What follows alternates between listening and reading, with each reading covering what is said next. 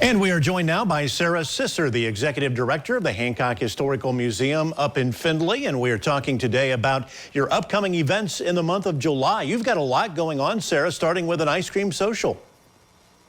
We do, and that's always my favorite way of spending the 4th of July. It's become a tradition for me, of course, and for a lot of folks here in Hancock County, and some folks come from outside of Hancock County to join us as well. But on the 4th of July, we always have a traditional ice cream social here at the Hancock Historical Museum. And weather permitting, we always do that outside on our beautiful front porch of the historic Hull House.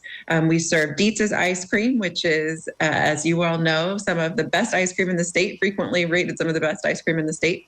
So it's just a fun time. It's a nice way, family-friendly way to spend the holiday. And that'll go from 12:30 to 2:30 on the 4th. And again, weather permitting, we'll be outside, and we'll have some great activities going on here in the museum as well. And of course, you also have another classic movie night coming up in July. This time, you're going to go all the way back to 1940. Yeah, we're really throwing it back this time. July 21st will be our next classic movie night. Those are always at 7 p.m., always free and open to the public. And this, in July, we'll be screening They Drive by Night. Again, as you mentioned, a 1940 great Humphrey Bogart movie. Classic movie night, always free and open to the public, and we provide some refreshments as well. And it's a nice date night. It's a nice way to get out and enjoy some time out in the evening. And we provide some good historical context beforehand. And if you want to stick around, we do some guided discussion after the movie as well. And you're still featuring a great display titled Findlay Rocks, and that looks back specifically on the music of the 1960s in Findlay. So tell us more about that. Sure, and you can actually see a little bit of it behind me, I think. So this exhibit has been up since last year. It's been a lot of fun for us. It was a couple years in the making. We've worked very closely with local judge Reg Routson, who is also a musician and remembers a lot of these bands from the 1960s locally. He performed in some of them, and it was really his dream to kind of document all of this history that we didn't have otherwise in the museum. And so he reached out to a lot of the surviving band members of these local bands. We documented a lot of the history of the venues in which these bands played. And we've had a lot of people coming in to see this exhibit in particular, people from all over the country, actually, that remember, Findlay natives that remember the bands and seeing them play live. And so they're coming back for some of that nostalgia.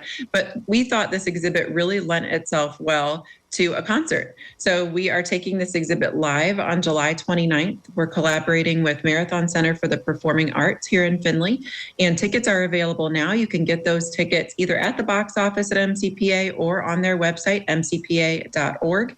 We also have a link on our website, hancockhistoricalmuseum.org. Tickets are just $25, and you also get, in addition to that great concert on the 29th, free admission to the Hancock Historical Museum at any point during the week leading up to the concert to see the exhibit, or you can stop in the day after the concert, that Sunday, to join us for a reception to meet some of the band members as well. And you've also got a brown bag luncheon event coming up in August. We do. We always have our brown bag the first Thursday of every month, unless it's July, because we have our ice cream social. So we won't have a brown bag in July.